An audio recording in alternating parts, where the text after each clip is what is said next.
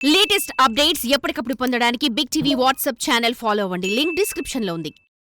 అతి చిన్న వయసులోనే ఎంపీగా గెలిచి పార్లమెంట్లో అడుగుపెట్టిన ఆయన్ని సొంత పార్లమెంట్ సెగ్మెంట్లో అధికారులు ప్రజాప్రతినిధులు పట్టించుకోవడం లేదా?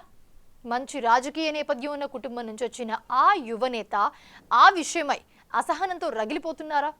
సాక్షాత్తు ముఖ్యమంత్రి పాల్గొన్న బహిరంగ సభలో ఆ ఎంపీ తన సెగ్మెంట్లోని ఎమ్మెల్యేలే తనని పట్టించుకోవడం లేదని అక్కసు వెళ్ళగక్కారంటే అక్కడ అసలు ఏం జరుగుతోంది? ఇంతకీ ఆ యువ ఎంపీ ఎవరు? ఆయన ప్రాతినిధ్యం వహిస్తున్న సెగ్మెంట్ ఎక్కడ?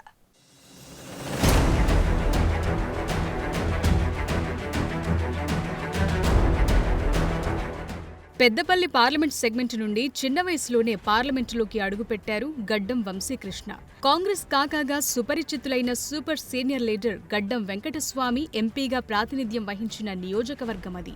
తరువాత ఆయన కుమారుడు గడ్డం వివేక్ పెద్దపల్లి ఎంపీగా పనిచేశారు. గత ఎన్నికల్లో వివేక్ కుమారుడు వంశీ పొలిటికల్ ఎంట్రీ ఇచ్చారు. అలా పెద్దపల్లి ఎస్సీ నియోజకవర్గంలో ఒకే కుటుంబం నుండి తాత, కొడుకు, మనవడు ఎంపీలుగా గెలిచి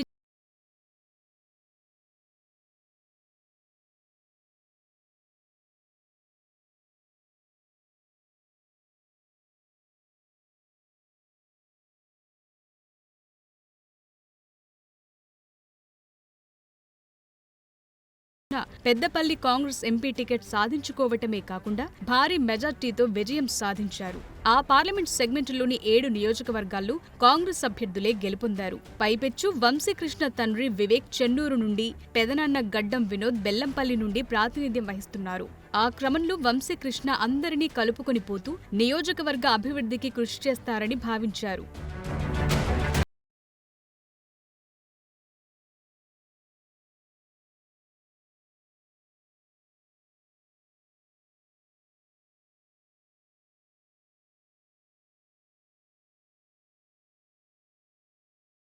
పెద్దపల్లి ప్రజా విజయోత్సవాల బహిరంగ సభలు తాను ఎంపీగా గెలిచిన నాటి నుండి ఎవ్వరూ పట్టించుకోవటం లేదని సీఎం రేవంత్ రెడ్డి ఇతర సీనియర్ మంత్రుల సమక్షంలోనే తనలోని బాధను చెప్పకనే చెప్పేశారు. అధికారుల పరంగా, పొలిటికల్ గా తన విషయంలో ప్రోటోకాల్ పాటించినా పాటించకపోయినా, ఇన్విటేషన్లలో తన పేరు లేకపోయినా ఎప్పుడూ పెద్దపల్లి ప్రజలతోనే ఉంటానంటూ పరోక్షంగా అందరికీ చురకలంటించారు. రేవంత్ అన్నకి పెద్దపల్లి పవరు, పెద్దపల్లి ప్రేమ చూపించడానికి ఇంత పెద్ద ఎత్తున వచ్చిన అందరికీ నా హృదయపూర్వక ధన్యవాదాలు. 55,000 ఉద్యోగాలు ఈరోజు ప్రకటన చేసి అందరికి ఇస్తుంటే చాలా సంతోషకరమైన ఉంది. ఒక్క ముఖ్యమైన మాట, ఇక్కడ అడ్మినిస్ట్రేషన్ పాయింట్ ఆఫ్ వ్యూ కానివ్వండి, ప్రోటోకాల్ ప్రకారం కానివ్వండి, నన్ను పిలిచినా పిలవకపోయినా, నన్ను పేరు పెట్టినా పెట్టకపోయినా పెద్దపల్లి ప్రజల కోసం ఎల్లప్పుడూ ఉంటా అని చెప్పి మళ్ళొకసారి మీ అందరికీ నా మాటిస్తూ ధన్యవాదాలు.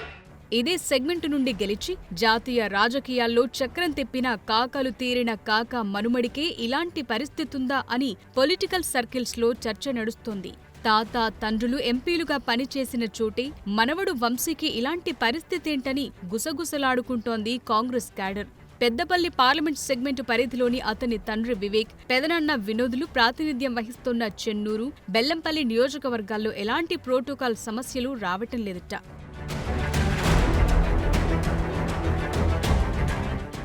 మిగతా నియోజకవర్గాల్లో పార్టీ కార్యక్రమాలకు, అభివృద్ధి కార్యక్రమాలకు ఎంపీని పెద్దగా ఇన్వాల్వ్ చేయకపోయినా కనీసం ఆయన పేరును కూడా శిలాఫలకంపై పెట్టడం లేదట.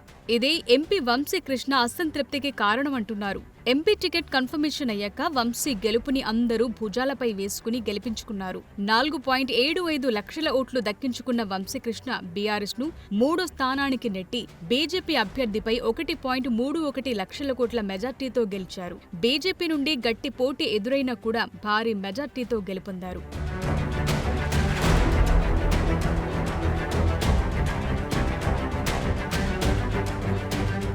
పార్టీ శ్రేణులు, ఎమ్మెల్యే అభ్యర్థుల సమష్టి కృషితో గెలిచిన వంశీ కొత్తగా ప్రోటోకాల్ సమస్యలను ప్రస్తావించడం చర్చనీయాంశంగా మారింది.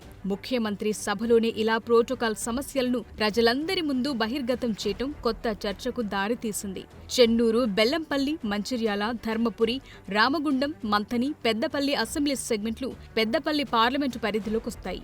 అందులో చెన్నూరు, బెల్లంపల్లిలకు ప్రాతినిధ్యం వహిస్తోంది ఎంపీ తండ్రి, పెదనాన్నలే. ఇక మంత్రి శ్రీధర్ బాబు ప్రాతినిధ్యం వహిస్తోన్న మంథని కూడా ఆ సెగ్మెంట్లోనే ఉంది.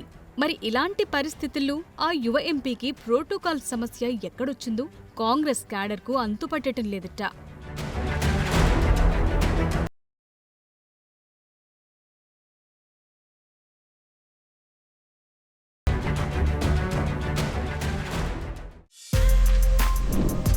For more videos like this, subscribe Big TV channel.